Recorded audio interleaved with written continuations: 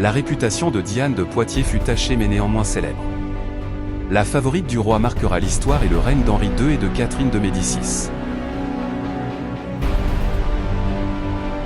Voici le récit d'une des femmes qui a marqué l'histoire de France, de par sa rivalité avec la reine, mais aussi de la fin de sa vie, et la profanation de sa tombe par les révolutionnaires en 1795.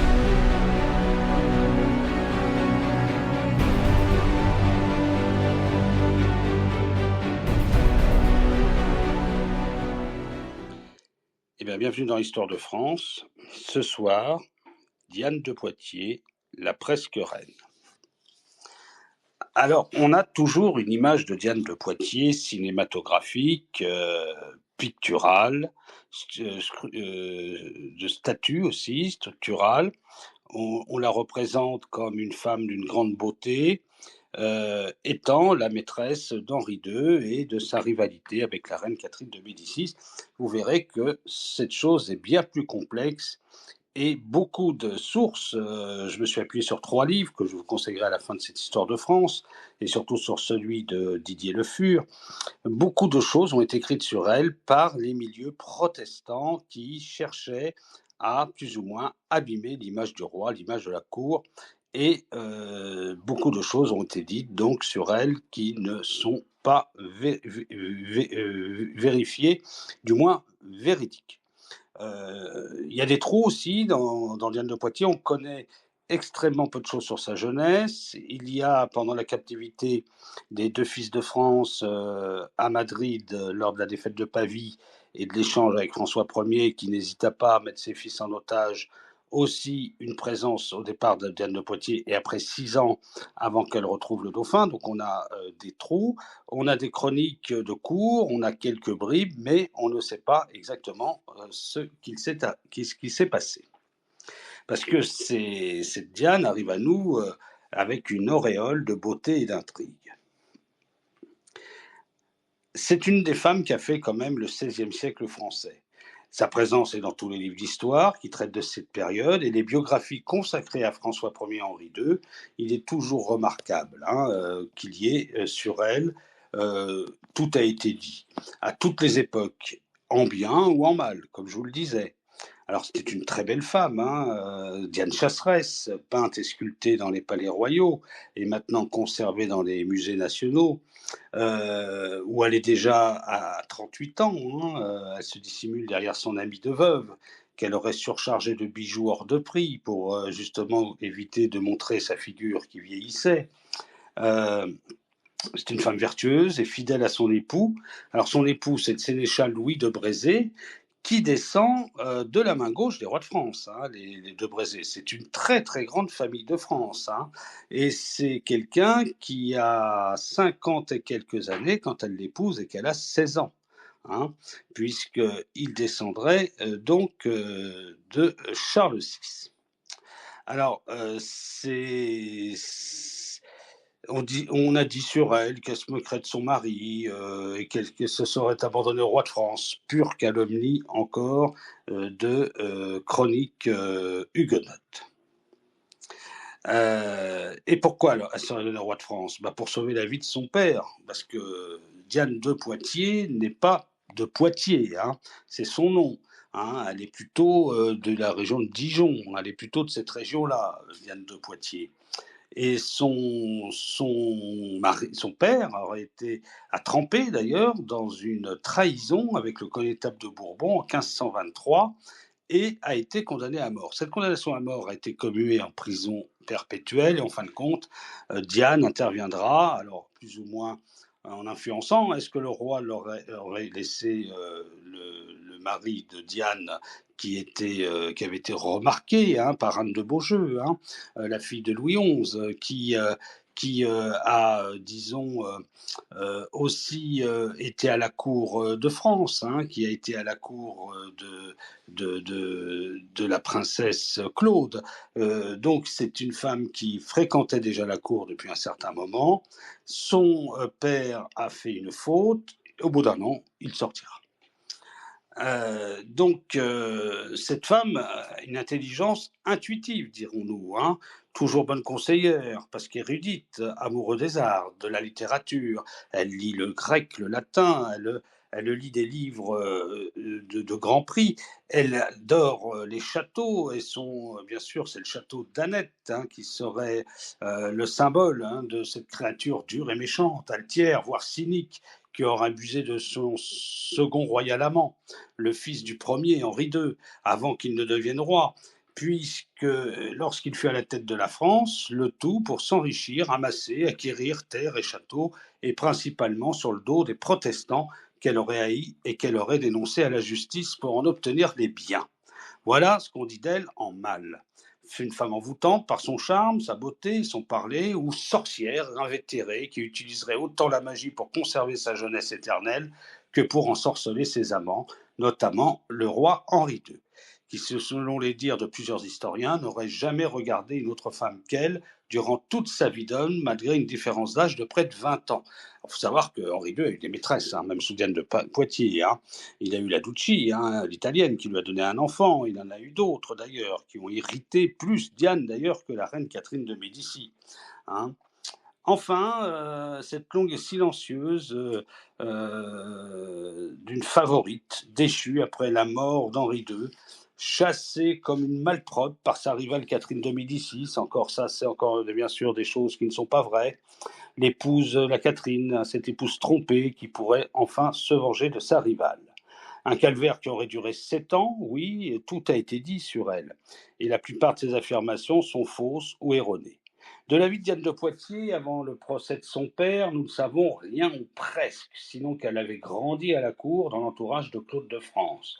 À 14 ans, elle épousa donc cet homme, plus âgé qu'elle, de 35 ans, et elle lui donnera 2 filles. Elle ne fut jamais la maîtresse de François Ier pour sauver la tête de Jean de Poitiers, son père, ni après, malgré les dires des historiens protestants de la fin du XVIe siècle qui répandirent cette légende.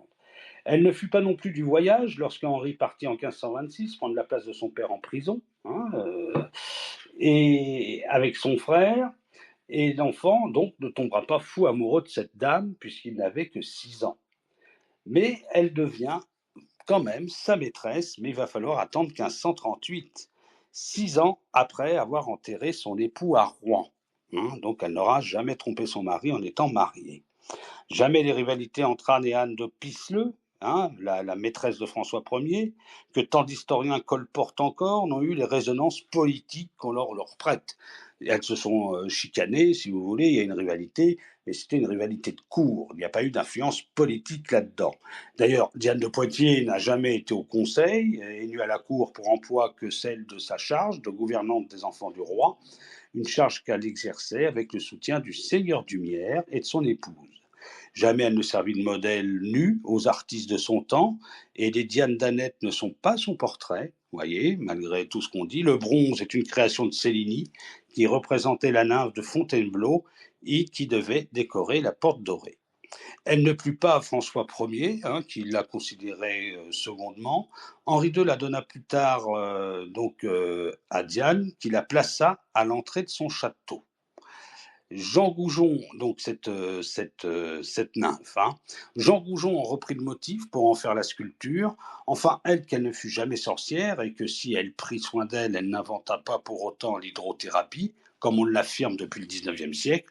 Elle ne fut pas non plus délaissée, comme on le dit partout, à la mort d'Henri II en 1559.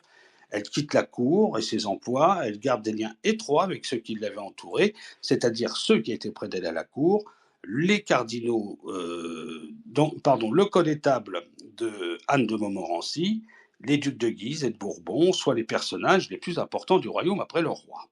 Enfin, elle ne vécut pas repris de recluse, hein, comme dans une nonne, hein, comme on l'a dit, dans son château, puisqu'elle faisait de fréquents séjours à Paris. Elle meurt à 67 ans, peu après une mauvaise chute de cheval qui va la terrasser, et ne fut pas inhumée auprès de son époux, mais dans la chapelle du château d'Annette. Et bien sûr, c'est le lieu où elle a eu ses amours avec le roi Henri II. Un beau tombeau, elle reposait tranquillement lorsque la Révolution arrive et que les révolutionnaires, envahissent le château d'Annet, qui est pas loin de la forêt de Rambouillet, hein, et pillent la tombe, bien sûr, déterrent le cadavre, la jettent dans la fosse commune. Donc, il y a eu une restauration de cet endroit. On a retrouvé le corps de Diane de Poitiers, on l'a analysé d'ailleurs, et on a bien sûr vu qu'il y avait d'énormes quantités de mercure dans son corps, parce qu'elle buvait de l'or pour garder la jeunesse éternelle. Et c'est pour ça qu'elle n'a pas été empoisonnée, mais c'est les pierres précieuses qu'elle prenait, pilées, hein, bonjour les reins, bonjour l'organisme, et de l'or, bien sûr, qu'elle buvait le matin pour garder une jeunesse qui, selon elle, devait être éternelle. Alors, cette Diane de Poitiers naît en 1499. D'accord, elle naît en 1499, mais elle s'imposa à la cour royale aux dépens, disons, de la reine Catherine de Médicis. Et elle s'entourera d'ailleurs d'une cour brillante. Cette femme est indépendante, elle a su donc garder toujours la jeunesse de son corps et de son esprit. Elle pratiquait l'équitation, la chasse, la marche, lisait, et elle disait toujours « Soyez toujours en port honorable, en manière froide et assurée, humble regard, basse parole, constante et ferme, toujours en un propos, sans fléchir, modération en toutes choses. » Voilà ce qu'elle disait. Alors c'est la fille de Jean de Poitiers, et Diane a été nommée ainsi en hommage à la déesse de la chasse. Elle naît ce 31 décembre 1499, certains diront 1500, dans ce château de famille en Dauphiné. Elle héritera plus tard de son grand-père le château de Saint-Vallier, le titre de comtesse de Valentinois et l'emblème des Poitiers. Le jour de sa naissance, une vieille femme vint prédire que l'étoile de l'enfant l'élèverait plus haut que reine. Alors, on n'a pas grand-chose sur sa jeunesse. On sait qu'à 6 ans, elle partait à la chasse avec son père, avait son propre faucon et devint une cavalière émérite. Sa mère mourra This space was downloaded via spacesdown.com. Visit to download your spaces today. Très peu de temps après, et là, son père la met à la cour d'Anne de Beaujeu et de Louis XII. Elle y apprend le latin, le grec, le théâtre, la danse, la philosophie, la logique de Platon et surtout le mépris des intrigues, la dignité du rang à tenir, la noblesse du goût, l'art de la conversation, bref, tout ce qui faisait une vraie dame de l'époque. Demoiselle d'honneur de la reine Anne, puis celle de la future reine Claude, épouse de François Ier. Elle assistera d'ailleurs en 1515 au couronnement du roi. Elle a 16 ans. Le 29 mars 1515, elle est mariée à Louis de Brézé, grand sénéchal de Normandie, chasseur émérite, riche, puissant, très bien titré. Ce sénéchalat de Normandie, disons, avait une rente extrêmement importante et pour le train de vie de ce haut dignitaire.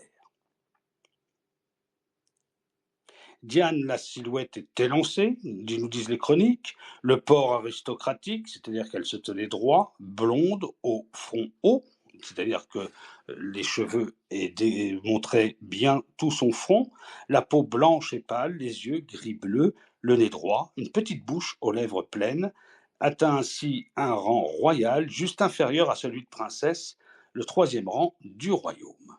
Alors, elle est domiciliée à Annette, c'est une demeure qui tombe plus ou moins en ruine, et lors du passage du roi à Rouen, Louis de Brézé lui remet les clés de la ville et l'accueille chez lui.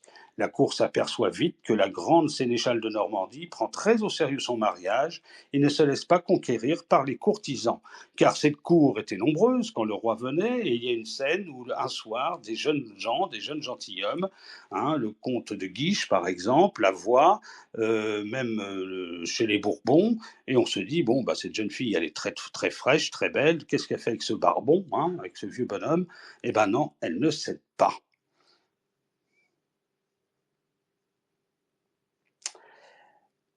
Alors, c'est remarqué parce que François Ier remarque cela, qu'elle ne succombe pas au charme des jeunes hommes, qui sont pourtant d'une très grande beauté. Et il annote dans un discours qu'on a relevé de lui, que pour lui, Diane est belle à voir, honnête à hanter. Et donc, il considère Diane comme quelqu'un de pur. met au monde en 1518 une petite Françoise. Son père Jean, pris malgré lui dans le complot fomenté par Charles Quint et Charles de Bourbon, est arrêté en septembre 1523. Alors on le conduit à Loches, on le destitue de tous ses biens et on le condamne à mort après un jugement du Parlement. Il est gracié en février 1524 pour un emprisonnement à vie.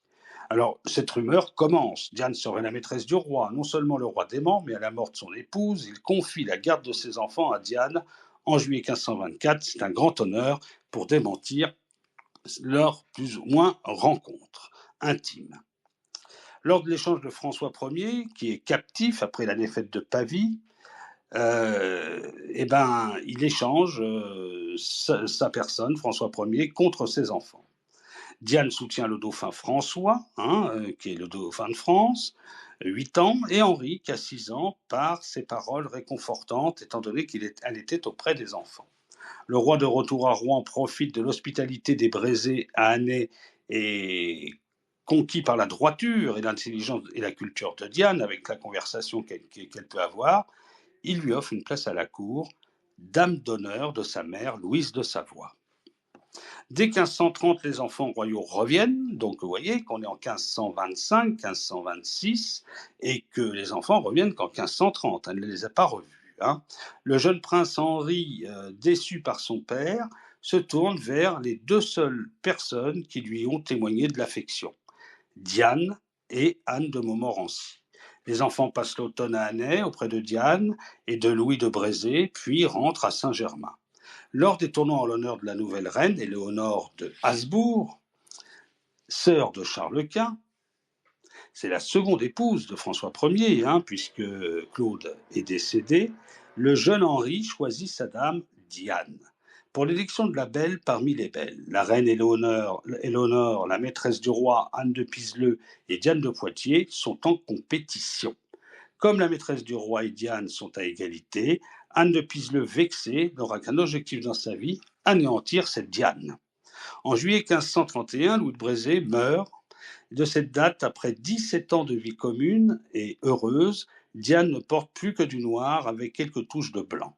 À ses armoiries, elle rajoute le symbole d'une veuve, c'est-à-dire une torche tournée vers le bas, et sa devise est « Celui qui m'enflamme a le pouvoir de m'éteindre ». Elle se retire à Ainet, suite de la disparition de la régente, Louise de Savoie, la mère de François Ier, et Diane s'occupe enfin d'elle. Elle pratique une hygiène de vie très stricte. Le matin, à son lever, on dit qu'elle se lave à l'eau claire, prend par tout temps un bain d'eau glacée, un bouillon le matin, 3 heures de cheval à vive allure, une petite collation à 11 heures. Pas de cosmétiques, pas de soleil, une peau toujours blanche.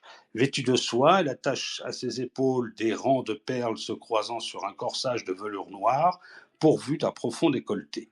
Le bout des manches en fine mousseline, pierre précieuse à sa taille. Diane règle les affaires de ses domaines, accorde des audiences, dîne à 18h et au plus tard, à 19h-20h, elle est au lit. Et elle se lève très tôt. Mais elle est rappelée à la cour en 1533. Elle est proche parente de Catherine de Médicis, la future épouse d'Henri II, et elle est choisie pour la guider et lui expliquer les rituels et les coutumes françaises à cette italienne. Réception grandiose, bal masqué, banquet sans fin pour ce mariage princier. Alors Diane sera vêtue pour ce mariage princier de noir et blanc. Elle portera des plumes de même couleur, blanc et noir. Et on remarque que le roi porte les mêmes plumes blanches et noires à son chapeau. Il fait son devoir d'époux et retourne aussitôt auprès de sa dame. Depuis l'âge de 6 ans et jusqu'à sa mort à 42 ans, Henri vouera à Diane de Poitiers une véritable adoration qui n'est pas explicable, c'est comme ça.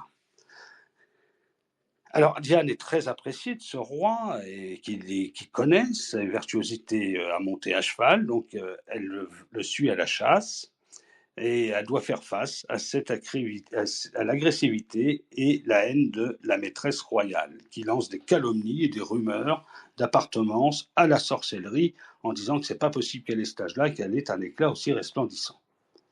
Alors là, on assiste à un petit problème quand même, quand il y a des rivalités comme ça entre des dames de si haut lignage et de si haute influence, c'est-à-dire que la cour va se séparer en 2 parties. On dira celui de la maîtresse du roi et celui de Diane. À ce moment-là, Henri prend ouvertement sa défense devant la cour entière et itère son serment de dévotion à Diane. Diane, de son côté, soutient le roi et Henri lors de l'affaire des placards, organisée par les réformés contre les catholiques. Cette affaire des placards, ça a été ni moins des placets de thèses de Luther qui ont été cloués à la porte du roi, ce que le roi n'aura pas du tout apprécié d'ailleurs, et qu'il y aura bien sûr des représailles envers les protestants. Henri, devenu dauphin, puisque son frère aîné François vient à mourir, s'affirme, fait part à ses amis de ses opinions, de ses sentiments. Diane s'est usée de son intelligence et de son charme et n'ignore pas les moyens de parvenir à ses fins.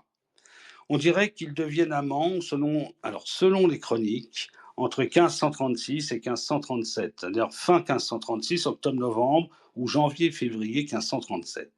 Et c'est au château d'Écouen, la résidence favorite d'Anne de Montmorency, puisque c'est le grand connétable de France, que, au matin de leur première nuit, Diane écrit un petit poème qui nous est encore parvenu, qui est aux archives, et l'envoie à Henri II.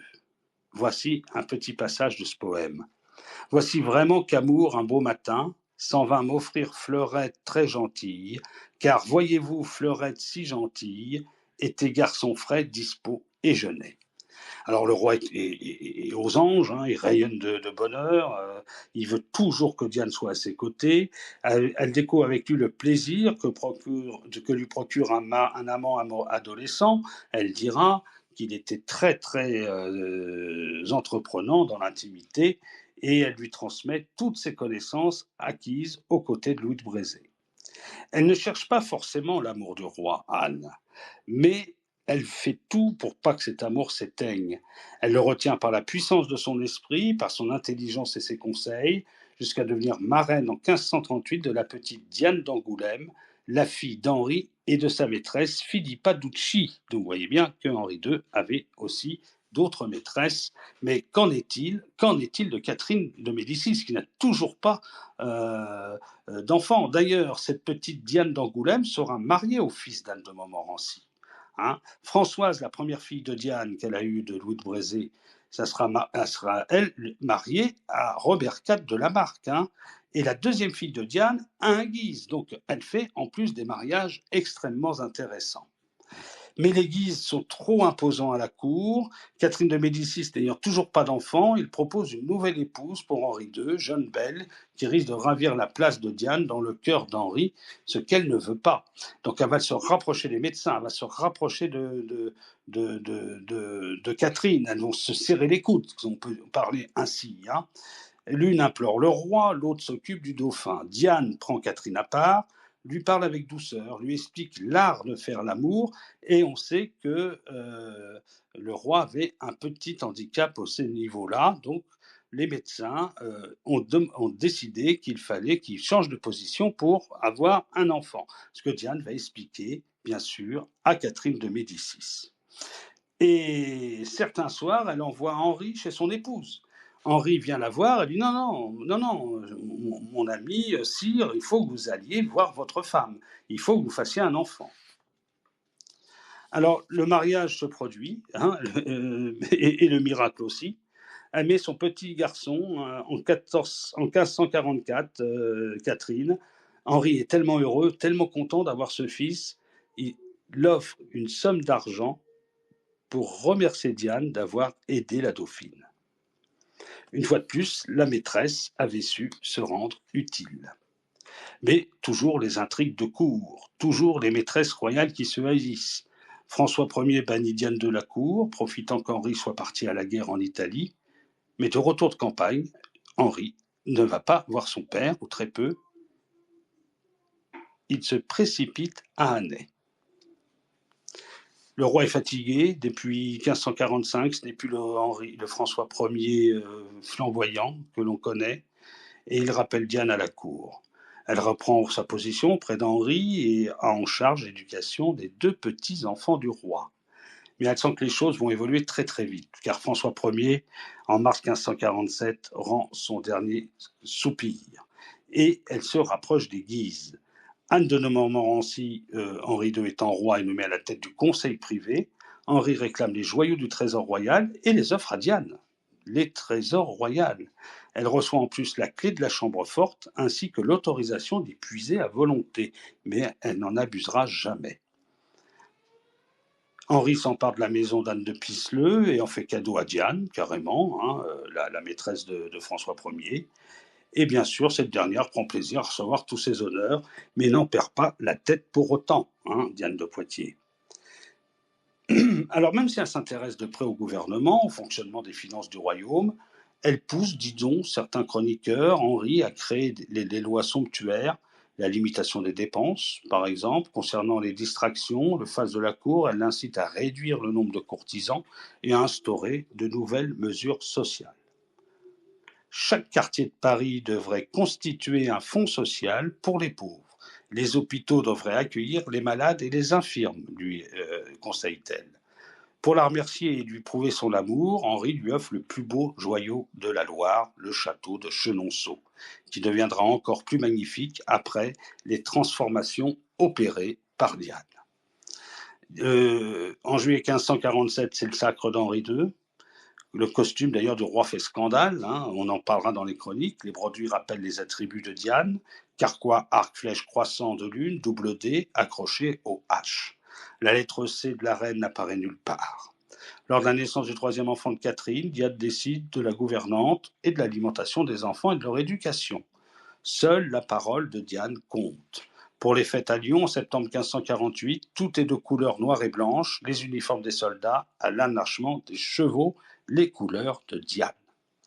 Alors, ces cérémonies, elle va accéder à la plus haute dignité des personnes non nées princesses. Duchesse de Valentinois, en mai 1549, le spectacle donné à Paris est encore pire que le précédent. Toutes les lettres sont nouées H et D. Tout est blanc, tout est noir. Henri ne fait confiance qu'à sa belle. Elle signerait même quelques lettres officielles. Henri Diane participe au conseil privé, ce qui a été avéré faux par la suite, mais n'est pas à l'abri des malveillances et doit se battre contre la rumeur. Elle serait à l'origine de la persécution des hérétiques. Henri est là pour elle. Alors, en dehors de ces intrigues de cour, de ces affaires, ils passent leur week-end, comme on dirait maintenant, ou leur villégiature à Annay. Alors ils font des heures de cheval, de bon matin, ainsi qu'à la chasse.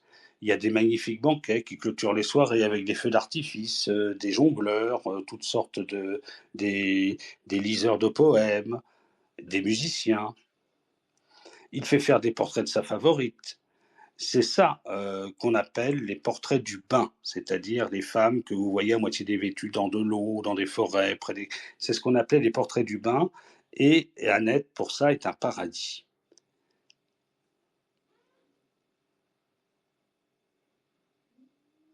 Lorsqu'Henri était petit, qu'il était retourné d'ailleurs de son emprisonnement en Espagne, il aimait beaucoup Henri y aller à Annay, avec François Ier d'ailleurs et la cour. Et bien sûr, il aime passer, qu'est-ce qu'il faisait Henri ? Il disait dans la bibliothèque, alors que son frère François était plutôt un roi guerrier, un roi comme son père. Henri était un peu plus renfermé, un peu plus intellectuel, dirions-nous. Tous les livres étaient reliés de maroquin rouge, ornés du chiffre du roi et de sa dame.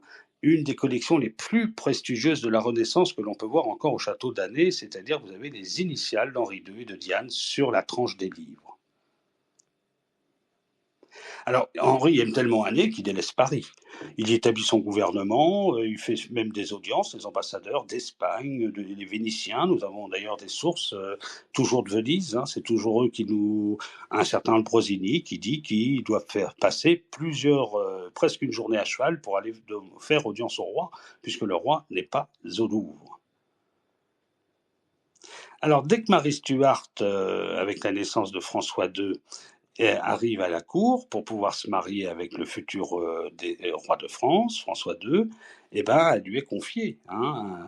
Et elle emporte dans ses bagages sa gouvernante, une certaine Lady Fleming, qui, très jolie, très belle, très attrayante, cueilleur de roses, elle voit le roi, elle s'approche, lui fait des sourires, et le roi, qu'est-ce qu'il va faire ? Il va avoir une aventure avec elle.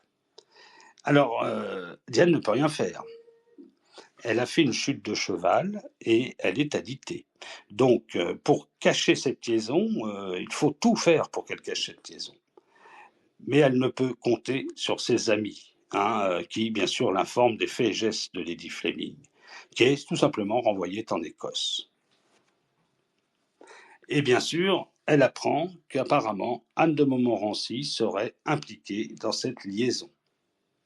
En fait, Anne de Montmorency, qui était l'amie de Diane de Poitiers, avec son titre, ses charges, voulait prendre plus ou moins la puissance et certaines attributions que Henri avait données à Diane, et il voulait bien sûr l'écarter de ce pouvoir. Mais les enfants de Catherine et d'Henri vont réconcilier le connétable et la maîtresse du roi, et ça ne sera qu'un malentendu. Alors les guerres continuent, on n'est pas encore à Cateau-Cambrésis entre 52 et 57. Donc pendant que le roi n'est pas là, Diane doit vivre avec Catherine de Médicis. Un jour, il se dit qu'elle se rendit dans les appartements de Catherine, celle-ci lisait. Alors ça, c'est dans le livre de Le Fur. Intéressée, Diane lui demande ce qu'elle lisait. Je lis les histoires de ce royaume et j'y trouve que de temps en temps, à toute époque, les putains ont dirigé les affaires des rois. Bonjour l'ambiance. Alors l'insulte fait le tour du royaume. Diane se venge en faisant constater par Montmorency que parmi les enfants du roi, seule Diane de France ressemblait au roi. Ce commentaire se répand dans toutes les cours du pays, même en Europe. Alors la trêve d'Espagne, c'est fini, les rêves de conquête d'Italie, Cateau-Cambrésis. On a des petits trous dans l'emploi du temps, mais entre 6 mois, 1 an, on ne sait pas trop ce qui se passe. Mais après cette trêve de l'Espagne, les fêtes recommencent. Il y a des mariages, bien sûr, en 1558 et 1559, et bien sûr, ces mariages sont accompagnés de fêtes, de joutes, de tournois, et c'est là que le roi va malheureusement avoir un accident de joute mortel et fâcheux. Alors que Montmorency, sa lance à la deuxième joute glisse sur l'épaule du roi, vient se ficher dans le coin de son aume dont la visière était ouverte et une écharde de bois lui rentre dans l'œil. Le roi tombe, on l'hospitalise et il est à l'agonie. Ambroise Paré est appelé, les plus grands chirurgiens ont fait tout pour pouvoir sauver le roi, s'avérera inutile. Le roi Henri II va mourir à 42 ans dans d'atroces souffrances. Et là, Diane se précipite, bien sûr, au chevet du roi. Et bien là, Catherine lui interdit le passage. Et c'est définitif.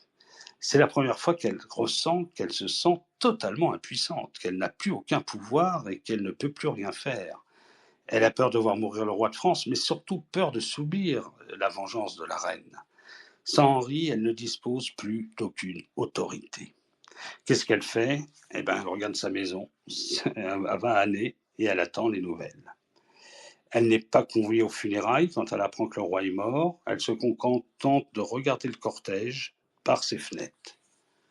L'effigie du roi ne porte pas le blanc et le noir qu'elle aimait tant, pas de croissant de lune, le chiffre HD n'apparaît pas sur le harnais du cheval du roi, et bien sûr, un messager arrive 2 jours plus tard, lui portant un message, et elle est priée de regagner le château d'Annay. Et la reine lui propose, si vous voulez, une espèce de marchandage. Elle lui offre le château de Chaumont-sur-Loire en échange de Chenonceau. Alors quand elle ira ça c'est signé en 1560. Quand elle ira à Chaumont-sur-Loire, l'ancienne propriété de la reine, elle sera horrifiée par toutes les traces de nécromancie, d'alchimie, de fioles, des chauves-souris desséchées dans des bocaux, des caractères grecs, égyptiens et hébreux là-dedans. Enfin, c'est horrible.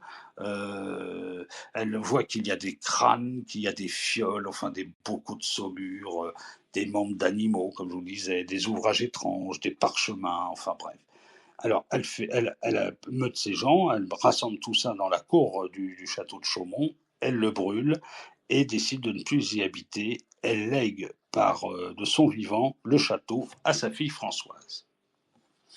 Qu'est-ce qu'il lui reste à Diane ? Il lui reste Annay, avec tous les souvenirs qu'elle a eus avec Henri. À l'aube de ses 60 ans, elle est encore une belle femme, d'après ceux qui viennent la visiter. Elle jouit d'une très bonne condition physique, peut tenir plusieurs heures à cheval et fait des apparitions à la cour. Catherine de Médicis ne l'empêche pas de venir à la cour. Elles auront d'ailleurs entre elles encore des conversations. Diane est appréciée. Quand on la voit, on se demande comment elle a 60 ans. Mais elle sort un soir à Annay. Elle veut chasser au faucon, mais il fait froid, il a plu. On lui conseille de rentrer, mais elle insiste, elle dit qu'elle aime le grand air. Et le cheval glisse, elle chute, et bien sûr, sa jambe est fracturée. Elle a 64 ans.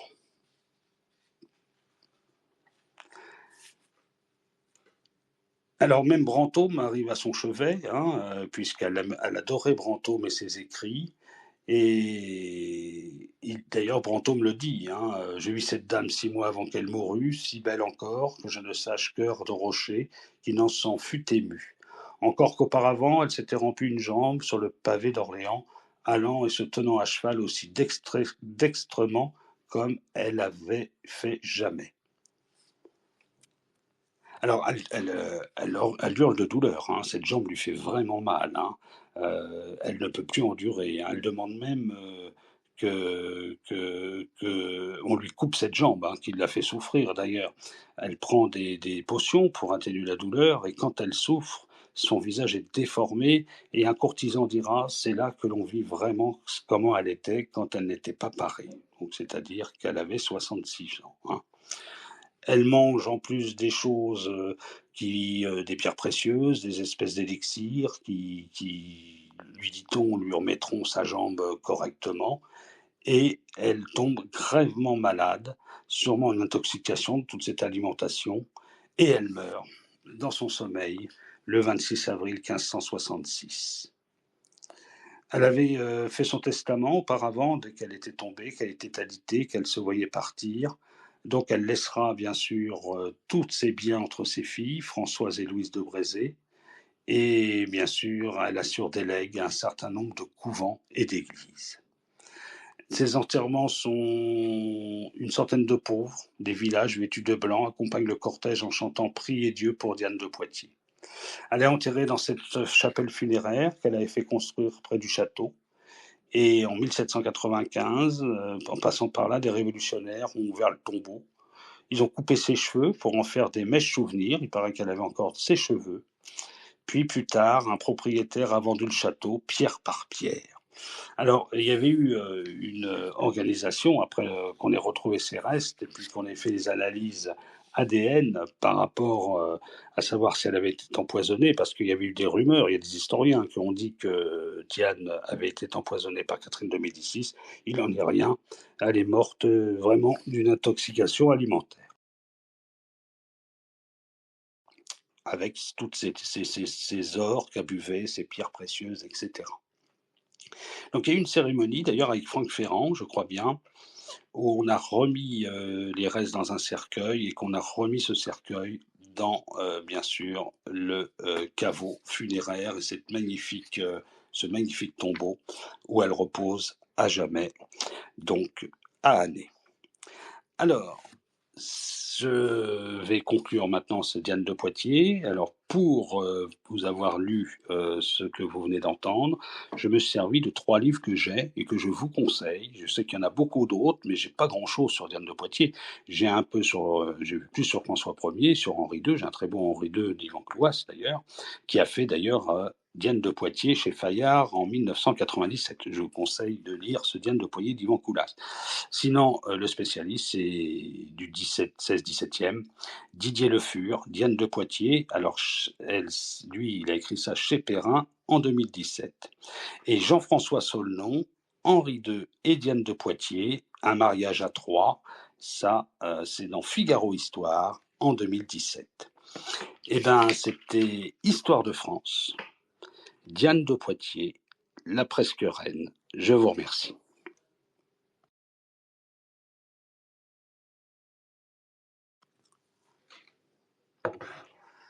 Bon. Alors j'espère que ce barbouillage vous aura un peu éclairé sur Diane de Poitiers, des éléments que j'ai récupérés de ces 3 livres, hein, et des sources de ces 3 livres. J'ai pas été chercher plus loin que chez Coulas, Le Fur ou Solnon. J'aurais pas trouvé mieux qu'eux. Donc voilà ce qui était Diane de Poitiers. Vous voyez, c'était une femme assez. Alors, des films ont été faits. Il y a même Roger Moore qui joue le rôle de Henri II, hein. Donc, il y a eu des films américains sur Diane de Poitiers. Il y a eu des apparitions. Je crois qu'elle a des feuilletons de télévision. Il y a eu avec comment il s'appelle ah, Secret d'Histoire, Stéphane Bern, hein, il en a parlé aussi. Franck Ferrand en a fait sur Europe 1, il a fait une émission sur Diane de Poitiers aussi, que j'ai écouté plus ou moins et qui relate un peu ce que je viens de vous dire, qui est très intéressante à écouter. Donc voilà, pour Diane de Poitiers. Je vous remercie vraiment de me suivre sur ces salons Histoire de France. Merci à tous et à bientôt.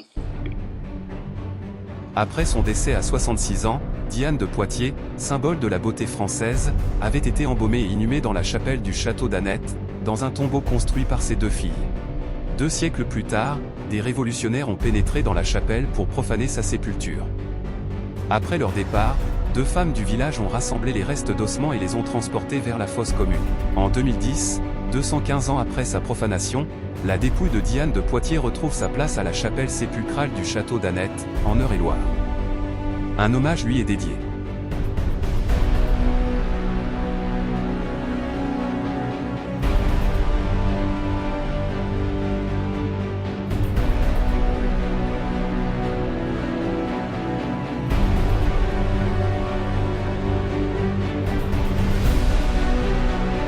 Un crime qu'il nous appartient de réparer, commis par des révolutionnaires qui se définissaient comme patriotes. Franck Ferrand. Le père Dominique Aubert, qui présidait la cérémonie dans la chapelle du château, a prié pour la reconduction de l'âme de Diane de Poitiers puis l'a confiée à Notre-Dame de Chartres. Nous espérons que l'histoire sur Diane de Poitiers vous aura plu. Nous vous donnons rendez-vous pour une nouvelle histoire de France.